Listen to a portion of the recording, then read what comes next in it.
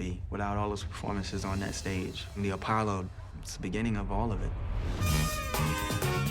Music and art provided an avenue out of the legacy of slavery. In spite of the circumstances, we found the joy, the humor, the freedom of truth. The music speaks to something so human that even the people who hold you underneath their boot can't help but sing along. This music just connected. When we first came to New York, the Apollo was the first place we wanted to go. I've come a long way to be able to do this. It means a lot to me. For 82 years, people have been coming to the Apollo Theater to boo the amateurs. They kept it real. First time the Miracles and I ever played at the Apollo, we were just kids, man. I was only 17. I was a nervous wreck. Here comes Ray Charles. Will the Apollo continue to be a vibrant space of Black expression, or will it be a shrine to the past? The Apollo can be the place that creates new works born out of the African-American cultural experience. So we are developing Between the World and Me by Ta-Nehisi Coates. How many hills and mountains Attacked every day in struggle. The Apollo has always represented truth. You had to bring all of you, all of your spirit, all of your soul, all of your God-given talent. We're the builders of a nation. We have made something down here. They made us into a race, but we made ourselves into a people.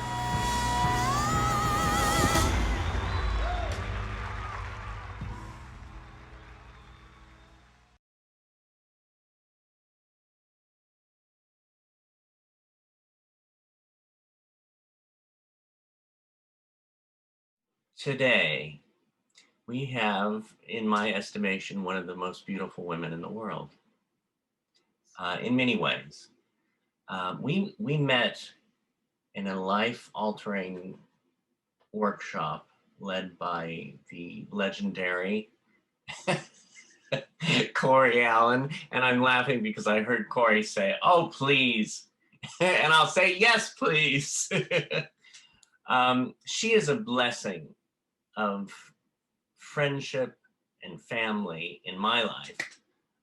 She's a producer, executive producer of documentaries, and she's done documentaries such as Foo Fighters, Back and Forth, Pavarotti, the Bee Gees, How Can You Mend a Broken Heart, the Beatles, 8 days a week, the touring years, and she is an Emmy-winning producer of The Apollo, a partner at White Horse Pictures, and the head of documentaries and director of features, Jeanne Elfant Festa. Hello, my dear. Hello. How are you? I'm good. I'm very good. It's a beautiful day, clear skies. Yeah. I'm good. Yeah. I'm very good. Well, okay. First of all, I'm like looking at that background and I go, there's that Emmy. I know, right? Yeah, it's right there. Oh my God. That was exciting. You were my first call. I called you before I called my mom. Really? Oh gosh, we're recording. Yeah, I did. I was crying my eyes out. I was so excited to tell you because we've been through so much together. And, we were in that class with Corey when Corey said, "What do you want to do with your next breath?" as he said before every class. And I didn't answer with one word. I told him what I was doing, and he said, sounds to me, or he said something to the effect that, "So you're a producer." Yeah. It's amazing. It's amazing. It's interesting. I'm like, as you know, I get a little emotional here and there, but I have to say, I watched the Apollo. It blew me away. It literally blew me away. I'm still affected by it. Thank you. Thank you. And it's interesting how you sometimes, and usually I don't go with it. I just go with the flow of whatever's happening in the interviews. But I'm like going right to that film because it's still so in my head. I mean, it's more than a history lesson. It first of all, it brought my dad back to me when I was watching it, because the music and Ella Fitzgerald and all those clips. Billie Holiday, yeah. And Billie Holiday. And I was feeling my dad like watching it with me. And that's how I felt too. It was my dad. Yeah, because my dad and my mom used to tell us legendary stories about the people that they used to see in Harlem. My dad and mom grew up in New York, and they would, from very meager means, and they would, take a train to Harlem, and they would sneak up a back stairwell, and they would get the very, very top of the theater, just to hear, these people play. And they were. I remember going into the Apollo Theater and telling that story. And I remember my, one of my partners said, "Oh man, I don't know if you should have said that your dad's parents snuck in," and without missing a beat later, Janelle Procope said, that back stair, it's like sealed off now. There's, it's not sealed off, but it's locked from happening today. But yeah, my parents told us legendary stories about musicians, because my dad wanted to be a saxophone player. He played the saxophone, right. But he ended up going to, med school. And much of his own, music was really part of his being. He used to always listen to, oh my gosh, Billie Holiday and Sarah Vaughan and the great saxophone players. Well, and what? How did you hear that? Okay, we're going to do the Apollo next. The next project will be the Apollo, and also how many years from start to finish did it take to put this all together? Well, the Apollo was rare. We were introduced to the president of the Apollo Theater, Janelle Procope, through agency. They were interviewing film companies to tell their story about the Apollo Theater. And we went through several directors, only because each director had it was difficult to the raising the funds was always difficult in a documentary, because it's not, people, it's just not as, I guess, glamorous, but and then of course a big reason was, as I said prior, we went through 3 different directors, and it was only because Lee Daniels had prior commitments. Originally he was coming in, another director came in and out, and things happen, that sometimes that happens. Yeah. Even in narrative features. And but I think that the best things, it's like, the best things are worth waiting for. And when we met Roger Ross Williams, my partner Cassidy Hartman on the film, I'd seen his film Life Animated, and it was absolutely beautiful. And she said, "Have you seen this film?" And so I watched it, and then we took a meeting with him. We were introduced to him through one of Lee Daniels' partners now, Effie Brown. She's a remarkable filmmaker. And I think her company's called Game Changer Films. And she introduced us to Roger Ross Williams. And then Roger had introduced us to Lisa Cortez, who also produced it with Cassidy and myself. Yeah. And Lisa had, and it's a Lee Daniels connection, because Lisa had worked with, produced a Lee Daniels film. And Lisa lives in Harlem. And it was like, it still gives me goosebumps, because when they came aboard, yeah, it was like the sky opened up and we knew that this is our right team. It's really very true. Wow. It's true, like when it's the right time, it'll happen, huh? Exactly. Yeah. And it did take a long time. I mean, it was several years. Gosh, I think it was like close to 7 years actually, but that's very unusual.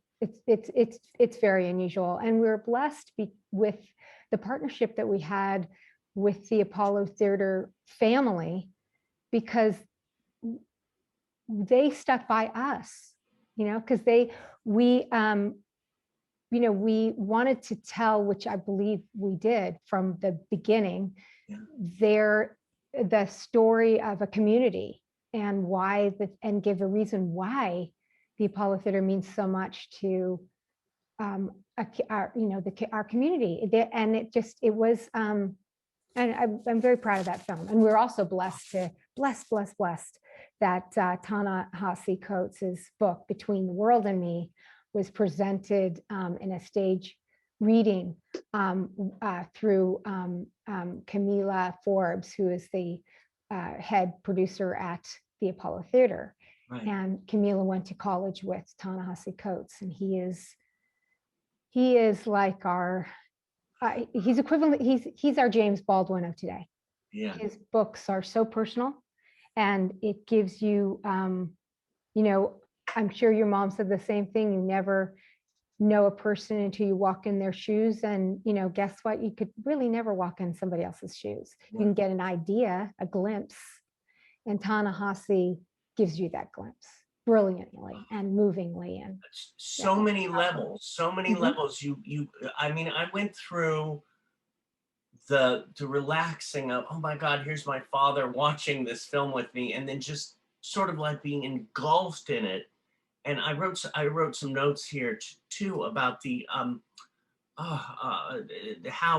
how it took you into different emotions. I mean, it was a roller coaster ride, and it was about the enjoyment of the music, and then the shame of what was going on to the community, but how everybody was, how music is intertwined within life so much. And then the horror too of the white supremacist. There's one part at the beginning, you actually see a white supremacist, and later you see it in a different way. And then also the anger that you're still dealing with the power struggles. I mean, that's what I love about a film, and what you brought and everyone involved were the levels, and it took you on a ride. It wasn't a film that you went, oh, how did they do that? Or this, you were like. Well, we tried to have in all of our films, we try to have a forward-looking aspect to it. The Apollo Theater is a live, living theater. It has a glorious, powerful past that is, and a river, by the way, literally runs through that theater. Underneath the theater is a running river that runs through the theater. So that you can feel that. You can feel what that means metaphorically, of course, and what that means in our society. And sadly, we've had and continue yesterday with these hate crimes are with our country. It's mind-blowing, and it's heartbreaking, and it's frustrating. And you'd think that we would heal and evolve, and this country has a long way to go. Yeah. And I think that so with it, as far as that aspect of it, the political aspect of it, it is forever intertwined in the globe. I mean, not just in New York, and not just in Harlem, and not just in it is infused in the world. You think of all the music that went through, and of course, like you were saying, music brings us all together, and it also highlights protest songs. I mean, Billie Holiday's "Strange Fruit" was and is indicative of how you can shine a light on what's happening And I mean, that is a prime example. And, you know, she was afraid to sing it there, and she I don't, you know, that, and that she had an issue with that, as we know, with that and song.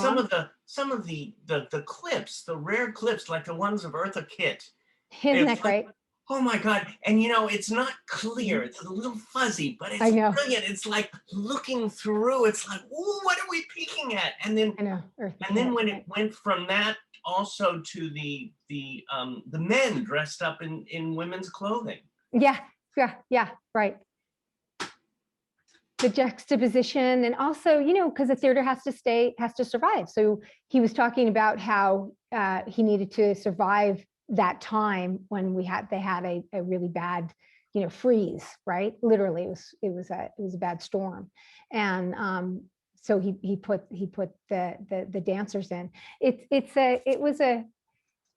It was really difficult to edit that, because there's so much that went through those doors. Right. That was a reflection on what was happening in the world that we live in. Well, and that's what art is, right? It's a reflection of what we're experiencing.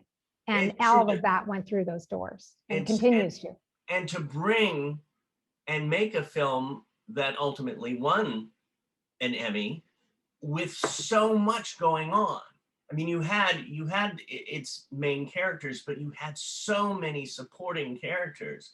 I mean, the Supremes and little Stevie Wonder, and I know, and the woman in the front row, and I love oh her. my God! Yeah.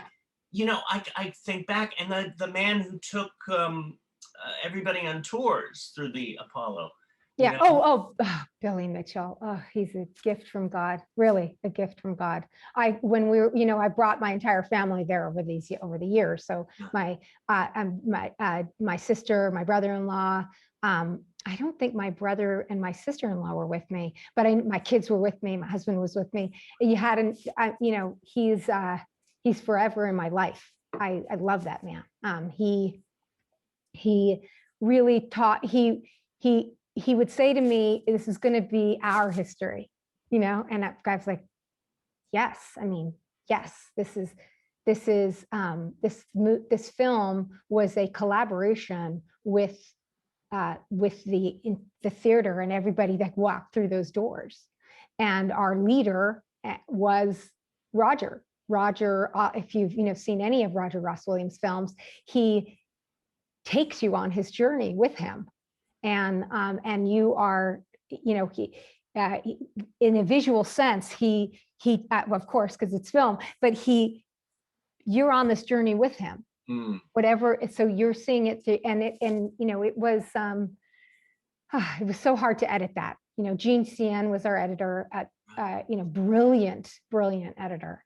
And Cassidy, my partner here at White Horse Pictures, she was the writer, and it, you know, it was very difficult. And we were, like I said, the blessing was Ta-Nehisi Coates too, because he enabled us this bookend, sad, you know, of racial discrimination that's still happening in America. And he, you know. Kamala allowing us into that room as they were creating that, it illustrates how we can, you know, attempt to heal and attempt to understand, and I feel like what's great about this film, it's constantly going on college tours. It's an evergreen film. You know, you know, there's discussion points, and we're really blessed. It's interesting too that you brought up the word heal, because I wrote that several times in there, how it does take you to that point of healing. And then I don't want to talk about every little point in it, because some people haven't seen it, but you get to this point again after going low and there was violence, to seeing a beacon on that stage, you know, without mentioning names, but and it brought you so much joy again, but then it had that bittersweet thing afterwards, knowing what we're going through today in our lives. So it's like, oh, oh, oh. Then the song at the end, you gotta keep on going. Brilliant song. Oh my God. Oh my God. Yeah. Yeah. I mean, we could spend the whole hour on this one film, but I want to go back to the roots, and not of mine, but but of the roots of how. When did you decide to become a producer? I'm trying to think, what year was that when we were sitting in that classroom? So it was that moment. Yeah, it was that moment. Yeah, it was that moment. I had yeah, it was that moment. I had a lot of projects I was auditioning for, and I had a bit part in a film, and a director had an idea for a script, and I attached I said to this guy, well, I'll just attach an actor to this, and we'll get this funded in no time. And he looked at me like I was crazy, but I was fearless. It's like the old, if you don't, what is that expression? If you don't know it enough, like, to be afraid, and you just do it anyway, or I don't know, I wish I had that at the top of my head. Where does the fearlessness come from? I don't know, probably because my dad always said you can't take Brooklyn out of a girl. So maybe that's it. Yeah. It's like you just go ahead and do it anyway. Feel the fear and do it anyway, I guess. And my mom, from Coney Island of all places, and was, is a tough woman. And, I watched her evolve into a professional woman in a time when, that wasn't a thing. And, that was a big lesson. And, to start a career at 40 is a big step, because that's when I did. Well, and it shows you that you could start at 40, you could start, at 50 or whatever, and you could still keep on seeing. I just see the Emmy, even the, it's just shining there. So it stands for that. It stands for going after your dreams. Well, Lucille Ball had she was a brilliant actress, like, really sunk into her roles, and did the work, the backstory work. And if she studied the craft, and just as quote unquote, they used to call her the queen of bees, meaning like not the greatest work, or not A-list films. And when I Love Lucy premiered, she was 40. She had her first child when she was 40, and I Love Lucy premiered. Yeah. So then that changed the entire trajectory of television. And Desi, coming from a background of, he didn't immigrate to this country. He was forced out of Cuba in a violent coup, and saw his house being burned, his family pets being killed in front of him I think he was 12 years old or 13 years old. These are times you remember, you don't forget that. Yeah. Seeing your animals strung up, your neighbor's parents strung up, dead, heads, violent coup. And they had to run with their lives with whatever they could carry. And he came alone to this country and never gave up. So, which brings us to like what I'm working on right now. I know that was a big leap. Yeah. But that their stories have always been a beacon, and it was always a story I always wanted to tell. And it's unique to say that I'm not 40 anymore, but it's a testament to things that you think about, or things that in your life that you admired, people that you admired, that you look to and look towards when you're feeling, I can't do it anymore. When you feel, I can't do it, I can't take this, and then all of a sudden you get this like God shot, Yeah. and something hits you from above or in your solar plexus, wherever, and you feel, oh my, all of a sudden there's something that says, Lucille will pop up. August was her birthday, and August 6th is her birthday, and I think it was like August years and years and years ago, Yeah. when and I just remember going down a rabbit hole and saying, "Oh my God, Lucy, I could do this." Okay, Yeah. all right, don't give up. Don't give up. Keep your head down and focus. And you work hard. She worked hard. What is it on like for you as a producer? What is it? I mean, every day is different, but let's throw out a day that you get up in the morning and then all the way to the evening. What is Well, I it? try to get up really early. I try to start, have a good solid exercise at 7 to 8, or sometimes 6:30 to 7:30, depending on when the actual first day meeting starts or phone call starts. But that is a given, because there's something about a physical exercise and organize something in the house, here, on a treadmill or. Do you do this before you eat? Before I eat. Before I eat. Okay, I'm taking this in Get out because of I bed. have my bike. Get out of, get out. The first thing you do is you get out of bed. I always brush my teeth. That's the first thing I do, no matter what, even if I'm not, whatever, no matter what. Put on my workout clothes, freezing, and then, start a slow jog or do some yoga, Pilates, but it's always a run and incorporated with some yoga, Pilates or something, and a deep cleansing breaths while you're doing it. So, which is because you're setting your intention for the day. And it's also a great way to get out any tension, to start your day a little bit kind of tired, but physically tired, not tired like, oh, I didn't sleep well, tired. Yeah. And even if I didn't sleep well, by the way, I do this every day without exception. It's super important, I think, for your psyche. Yeah. And then, there's a lot of reading to do, a lot of reading. So whether or not it's organizing, making sure that every book that you're reading, somebody else is also reading it. And then you could talk through a breakdown. So we have, I've got, when I say I have an assistant, my assistant's more than an assistant.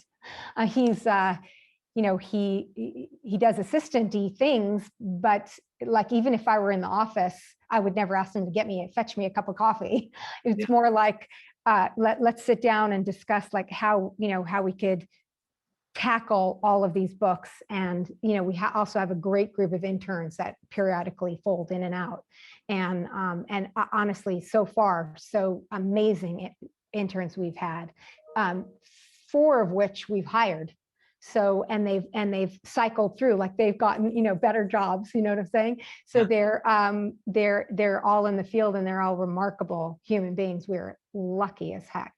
And so we focus on each project and each layer that we need to look at. So, with Lucy, there's a lot of books that we first came up, if you do a search, you find out the top 3 books. And then as you get into it, you're going, oh, wait a minute, I didn't see that one. Or the writer wrote a book. Well, my goodness, we got to go read that, meaning Madeline Pugh and Bob Carroll Jr., they wrote a book, and, everybody did these wonderful Emmy interviews. So you got to watch all their interviews, which are lengthy. They're very, very long. And if you're an Emmy, you could watch, if you're in the Emmy, the television, whatever that, you could get in and watch these. It takes months. It's so, I don't have time to read socially. Do you know what I'm saying? So I don't have time to, my boss calls it the bandwidth. It's like a computer bandwidth, like your brain's like a Rolodex. So what's coming up next? And when I think about all of the things that I read for Pavarotti and learning opera and learning the art of what it means to breathe through diaphragm. And now, were you a fan of opera before, or did you come more? I was a fan of Luciano's. Oh yeah. So the only opera that I ever knew was Turandot, because that's the famous Nessun Dorma. Yeah. It's the only opera I knew. And oh, of course, wait a minute, and others. And now I'm drawing a blank on the names. No, I didn't know Tosca actually until we did the film. Yeah. And but what was so much fun and so much so so fulfilling was learning about an art form. So I know I'm switching gears from Lucy now to Pavarotti, but learning about an art form that I knew nothing about. So you can in it, and Luciano started rather late as well in his career because originally he was a school teacher and then he was selling insurance and he just couldn't catch a break. And his voice wasn't mature, but through all of that, through all of those like backup careers that we always like do, right. He studied and he made his voice better, and he studied with the best coaches, and he came from a region in Italy that that had a lot of opera singers that were noted. Morella Frene was a childhood friend of his, and so they studied together, although her voice definitely matured sooner than his. You know what I love seeing, I had to interject this, is the internal excitement that you have about learning. It's like, okay, here's the next project. When you just like jump into it, you just devour all that you can. Yes. Make it the best. Yeah, exactly. That was good. That was like very Italian. Make it the best. Now, how would it be? Make it the best. That's I guess. I don't know. Yeah, right. That would be right. That would be Jewish. Right. Not that different. Food is a big deal. Not that different. Yeah. Food is a really big deal. I know that was that was the best, going to Italy. I have to. Oh my God, Italy! I can see. I mean, I'm wanting to get everything into an hour a lot of times because you have so much wealth within you. And I was just remembering walking in your house, and whenever I walk in your house, I pass that Foo Fighter poster, and thanks. I just stand there and smile because I knew when we sat in acting class together, and here your name is on that poster, and that was great because that's something that I loved. So, and I still love. I loved grunge in the 90s, and I loved Soundgarden and Nirvana, and I absolutely loved the Foo Fighters. And I knew when Dave was doing the Foo Fighters, I knew the whole story behind it back then. Yeah. And when I was, approached to come aboard that team, because I kept questioning, well, wait a second, aren't you going to discuss X, Y, and Z? And they were like, what? So I had, in that respect, I had more knowledge than and that was my first film.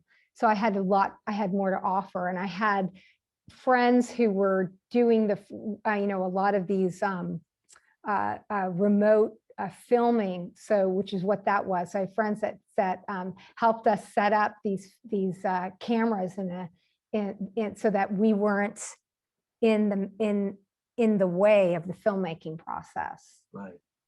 And kept that very tight. So it was just Dave's story and the story of the brotherhood of their band now. And again, they called it back and forth because we did go back and forth, and we went forward because this was, obviously a forward-looking piece that was celebrating where they are now and where they're going, and they're so wonderful because when we were about to lock, when we had already locked the Bee Gees film, I was at a charity event and they were performing, and Taylor, the drummer, said, "Hey, so what are you working on now?" And I told him the Bee Gees, and we just locked the Bee Gees film.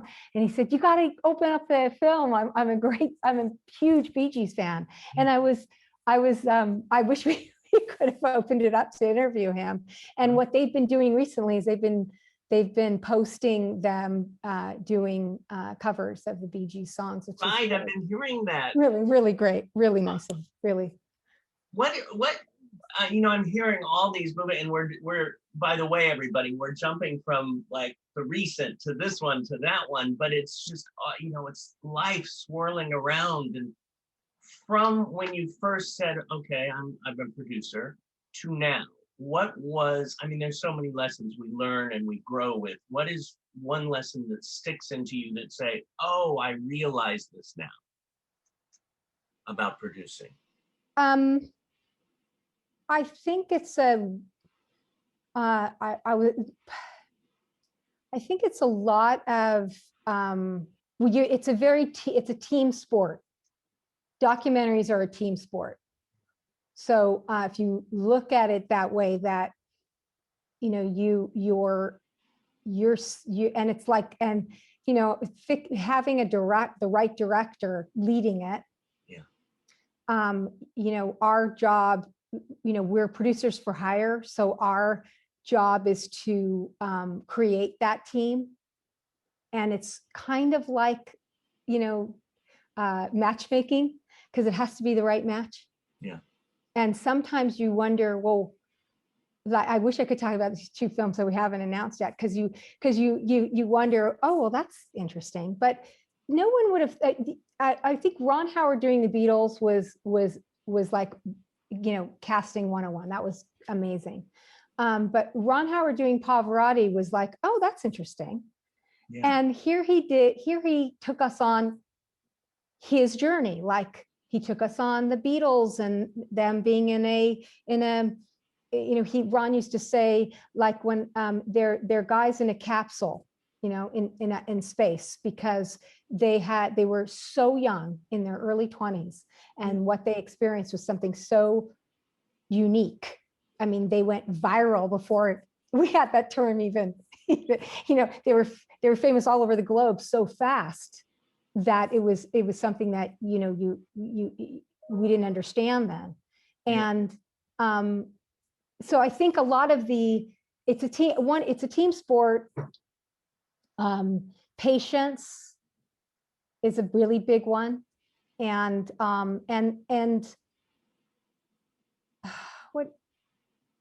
just perseverance. There's always a doc that gets away, one that you go, rats. That's what I wanted to do. But you don't, there's only so many hours in a day and in a year, and how are you going to tell all these stories? And the other thing that you have to really pay attention to is when contingencies are really important. You have to have a contingency in your budget. It's super, super now important. For those watching who say, what's that word? What's a contingency? Simply put, it's that extra money you put aside in case you need it. You don't always use your contingency, but it's there, planned in the budget, and it's there in case you need to have a little bit more of an edit. And we always formally and semi-formally test our films, kind of like you do a narrative feature. Right.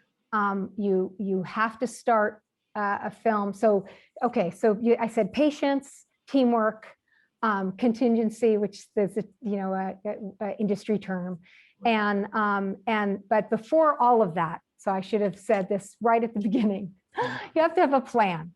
Yeah. So before you start any film, before you open up an edit, you and your estate, or you and your team, whatever it is, the story that you're telling, you have to have a story map. And I know a documentary will go through different, down different rivers, down different paths, whatever metaphor you want to use. But you have to start with a basic, this is the story we want to tell, and this is how we think we can tell the story. Otherwise, if you don't, we've one of my partners, who founder of our company, always tells Nigel Sinclair tells a great story of a film that he lost millions of dollars. Now, we don't have millions of dollars to lose. Yeah. So you know, if you don't have, and that was the one film, this is years and years and years ago, the one film that he didn't have a map, a story map. And even though your story map will go through, like I said, evolutions, and you may crumple it up and start over, but if you don't start with a plan, and allow it to breathe. Yeah, of course. So to say. Of course. Now I want to go back to the one of the names that you brought up. Ron? Yes. Okay. Oh my God. And when it's my, 50, I was going to say 56, but now it's 57-year-old brain where it goes, I'm going to hide right back here on my brain cell number 300. And so what about Ron Howard? I mean, it's working with Ron Howard, but also showing that you worked several times with him.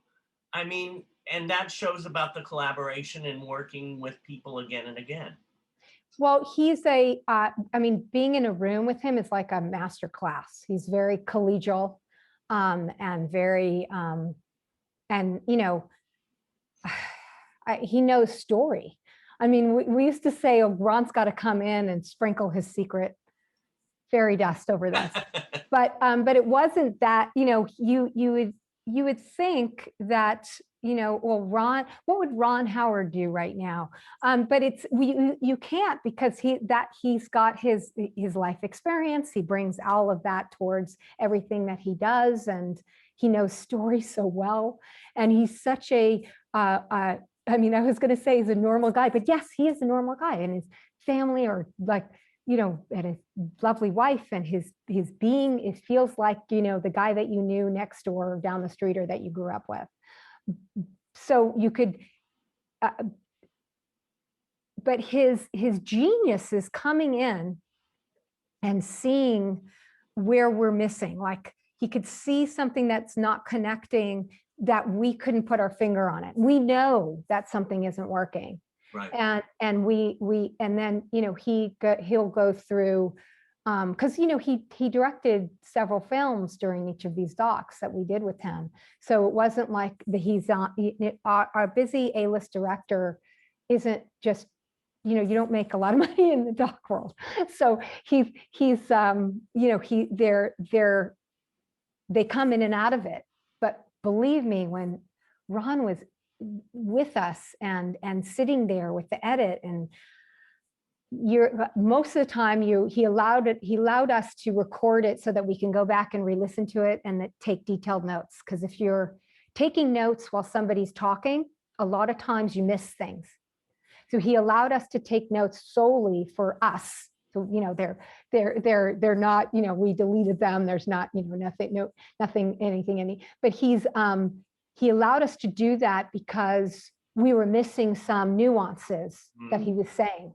And that's, it was like a master class. It was really like a master class. Now, after being with Ron, or even before that time, would you ever want to direct? Do you have the desire? I don't think so. Yeah. My gut is like, I just don't think so. I think I'm better at my relationships with the estates are like key. You have to have a authentic relationship with the estate, and a director has to have an arm's length distance with that, a little bit. I feel so we can then communicate, fears and hopes and dreams, whatever that, if we're working with the estate that's alive, certainly there's some fears that everybody has. There's no doubt, if somebody's coming into your world and they're telling you, we're only going to do 110 minutes about your career. Well, you can't do that, that it's very difficult. Yeah. So we then take it from this angle, a different angle, and say, we're going to tell a poem about this person's life, or, the Apollo. And you're going to get a feeling of the why of it all, why we're still talking about the Bee Gees, why we're still talking about Luciano Pavarotti. Why is it that when I hear him sing Nessun Dorma, it makes me feel something, but it doesn't work when somebody else sings? Yeah. Why is it that these songs of the Bee Gees go through 50 years and they wrote for these amazing artists, and Barry is still at it? The word that came to mind is spirit. Yeah. Just a spirit that flows through them that is timeless. Spirits have been flown. That's one of the titles of their albums. It's one of the best ones. What's your biggest joy?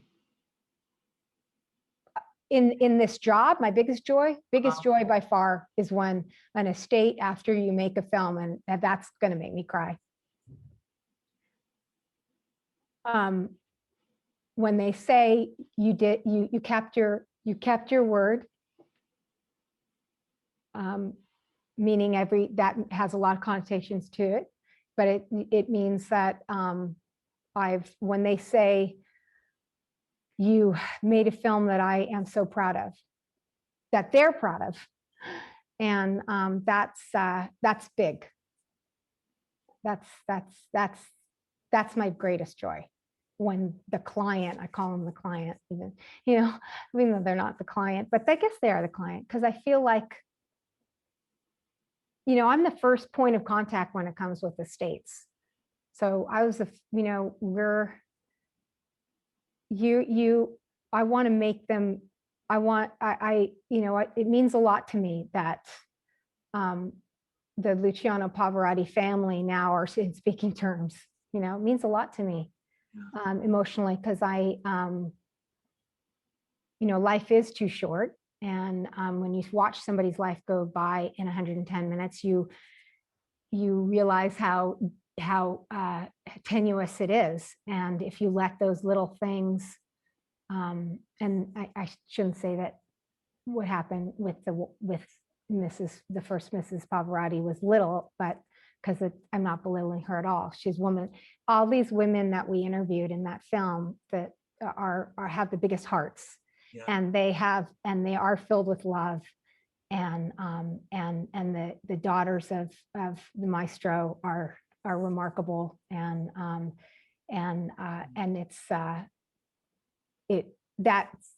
that made me feel really good, that they felt that they had a visit with their dad after they saw the film. That's the biggest joy.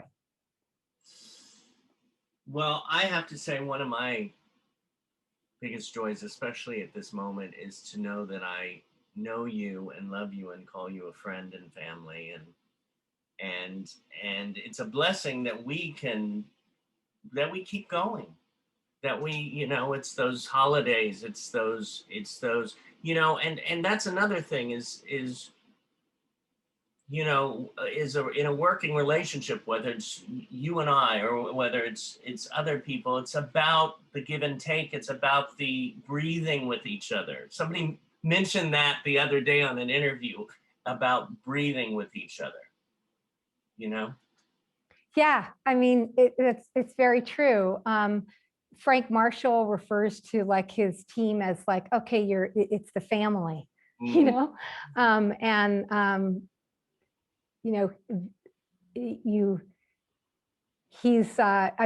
wow, Frank was a remarkable director too, because he sat with the editor, and the guy's like a genius. He's a quiet genius, Frank.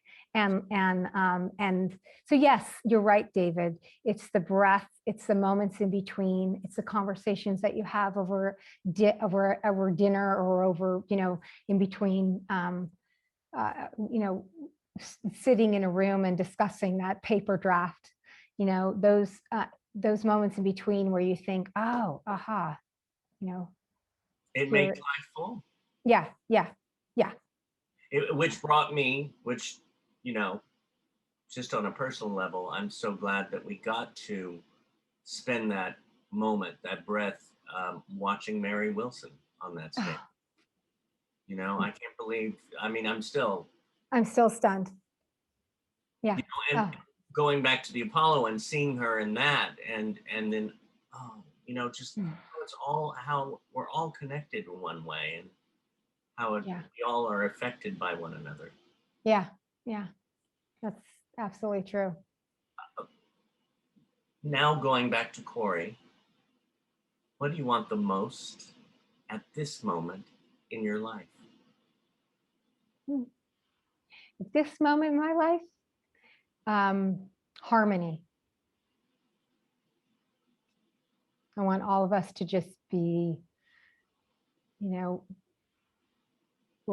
have different voices. we all are, metaphor, if I take it all the way, we all have that different sound, and we all move a different way, and we all look different. But if we move together, it's harmony. And that's what I want right now. My life and my work and the world, harmony.